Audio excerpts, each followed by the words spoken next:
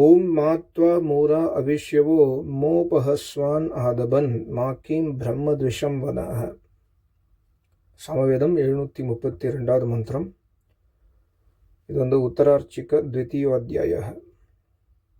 இந்த மந்திரத்தை நான் ஏற்கனவே எனக்கு தெரிஞ்சு இங்கிலீஷில் போட்டேன்னா தமிழில் போட்டேன்னா ஞாபகம் இல்லை. பட் ரொம்ப முக்கியமான வேத மந்திரம். இன்னைக்கு காலம்புரை சமவேதம் படிக்கலாம்னு சொல்லிட்டு ஒரு பேஜ் திறந்தேன். இந்த மந்திரம் வந்தது. சுவாத்தியாயம் பண்ணிட்டு ஒரு வீடியோ போடலாம். தமிழில் 4-5 நாளாக வீடியோ போட முடியல. ஸோ என்னுடைய சுவாத்தியாயம் உங்களுக்கு ஹெல்ப் ஆகும்னு ஒரு நம்பிக்கையில் இந்த வீடியோ போடுறேன். அதாவது இறைவன் ரொம்ப அருமையான ஞானம் சொல்கிறார். நம்ம நிறையா தடவை நமக்குள்ளேயே பேசிப்போம். நீ அப்படி இல்லை, நீ பலசாலி, நீ தைரியசாலி, உன்னால் இது முடியும், நீ டிப்ரெஸ் ஆகாத, எதுக்காக நீ கவலைப்படுற, என்ன தான் அவன் நடந்துட்டோமே, அந்த மாதிரிலாம் நம்ம பேசிப்போம் நமக்குள்ளேயே. ஸோ அதே ஸ்டைலில் இந்த மந்திரம் இருக்குது. ஸோ இறைவன் என்ன ஞானம் சொல்கிறேன்னா, உனக்குள்ளே இந்த மாதிரி நீ பேசி உன்னை நீயே ஊக்கப்படுத்திக்கோ. என்ன சொல்கிறாருன்னா, மூரா அவிஷ்யவோ உபஹஸ்வான் ஆதபன் மா.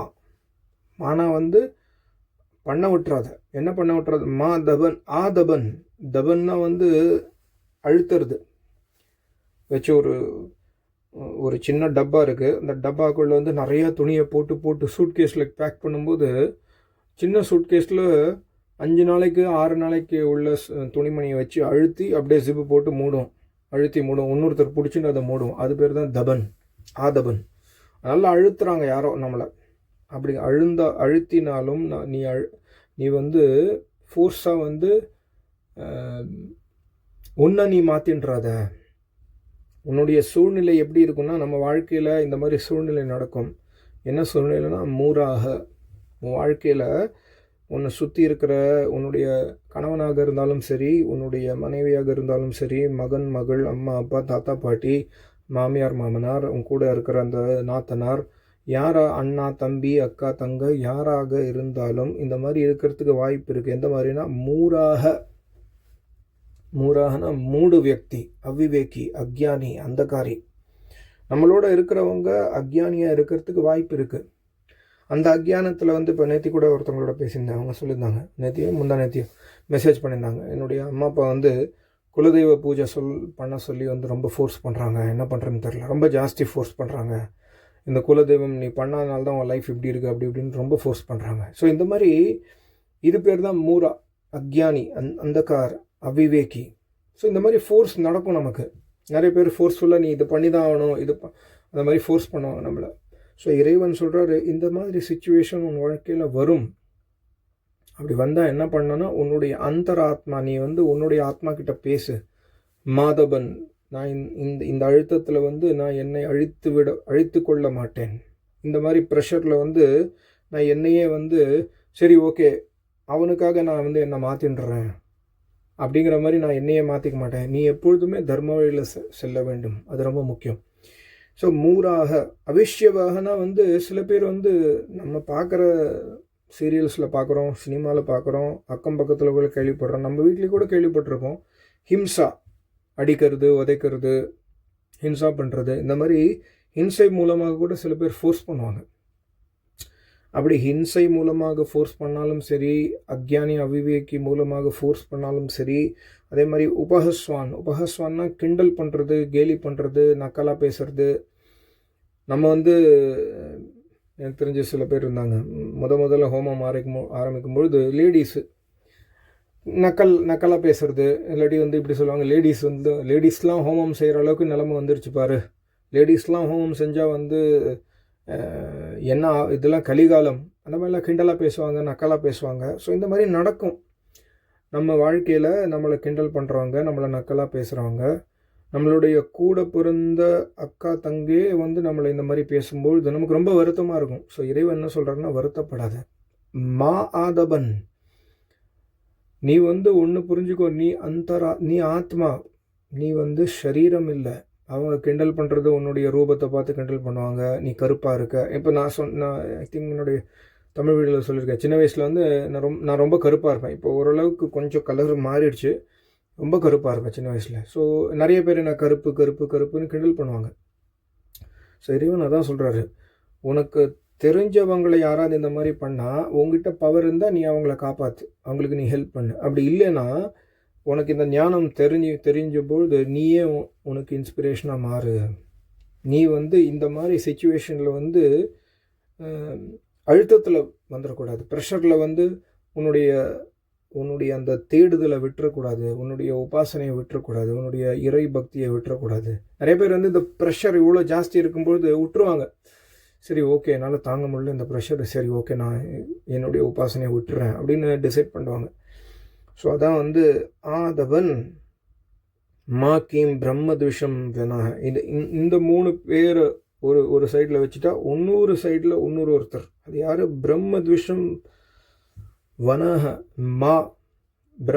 வனகனா சேர்றது, போய் அவங்களோட சேர்ந்துக்கிறது.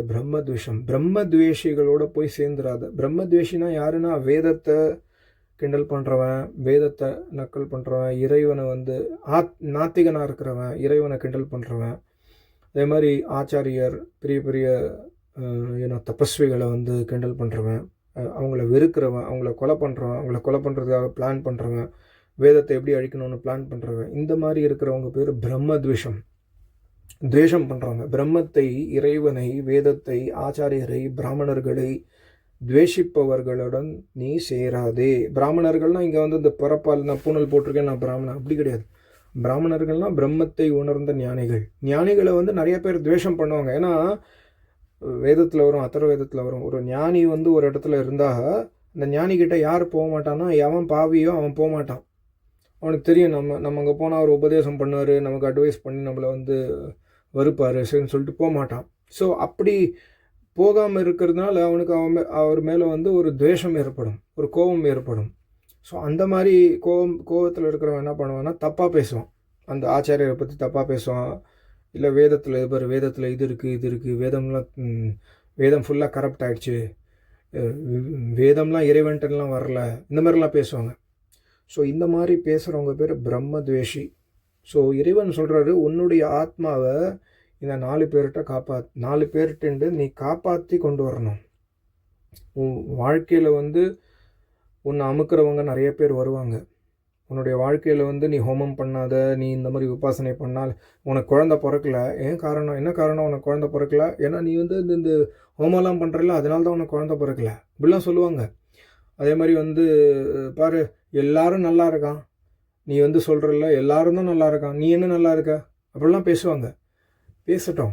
இறைவன் சொல்கிறாரு, இந்த மாதிரி உனக்கு வந்து சிச்சுவேஷன் சந்தர்ப்பம் வரும். ஆனால் நீ வந்து என்ன பண்ணும், எதி ஜாக்ருக், நீ வந்து உன்னுடைய மனசில் அந்த சேத்தனானா வந்து எப்பொழுதுமே இறைவன் மேலே ஒரு அவ்வளவு அசைக்க முடியாத நம்பிக்கை, வேதத்து மேலே, குருநாதர் மேலே, இறைவன் மேலே அசைக்க முடியாத நம்பிக்கை, ஸ்ரத்தை இருந்து நீ எப்பொழுதுமே முழிச்சிருந்தேன்னா இந்த மாதிரி உன்னை வந்து தாழ்த்துறாங்க பாருங்களேன், அவங்கக்கிட்ட நீ வந்து தப்பிச்சிடலாம்.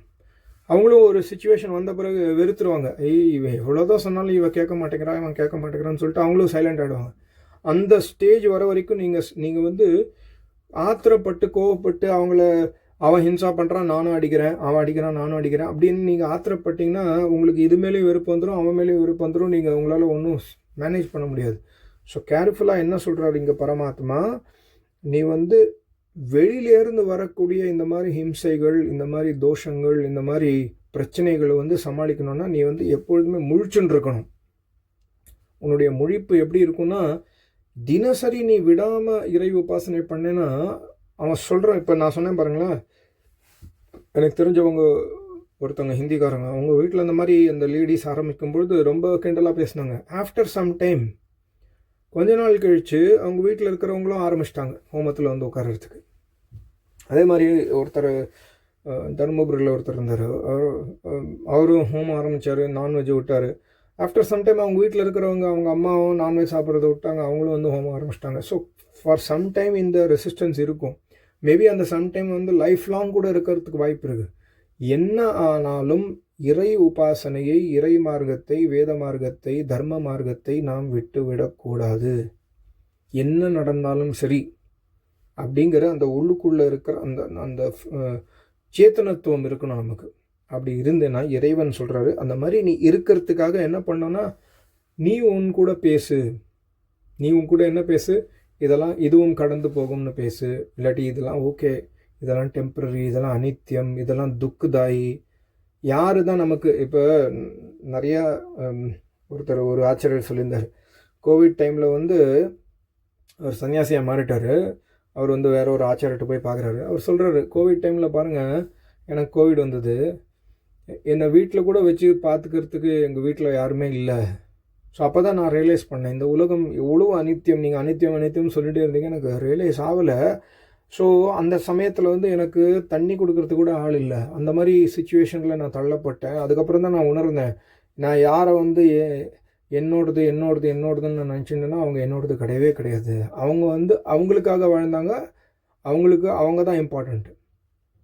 கோவிட் வந்தது, சரியாயிடுச்சு, ஒன்றும் இல்லை, ஜுரம் வந்தது, சளி தும்மல் வந்தது, கொஞ்சம் நாளில் 4-5 நாளில் சரியாயிடுச்சு, அவ்வளோதான். அதுக்கப்புறம் நான் டிசைட் பண்ணி வீட்டை விட்டு வெளில வந்துட்டேன்.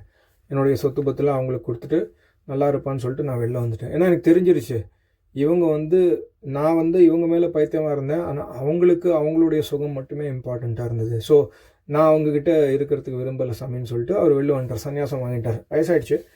ஸோ இந்த மாதிரி வந்து இன்ஸ்பிரேஷனல் ஸ்டோரிஸ் படித்து நம்ம வந்து என்ன பண்ணோன்னா நம்மளுடைய போக்கில் நம்ம எப்படி அவன் கிண்டல் பண்ணுறதை நிறுத்த மாட்டானோ, எப்படி அவன் ஹிம்சா பண்ணுறதை நிறுத்த மாட்டானோ, ஏன் நம்ம நல்ல வழியை நிறுத்தணும்.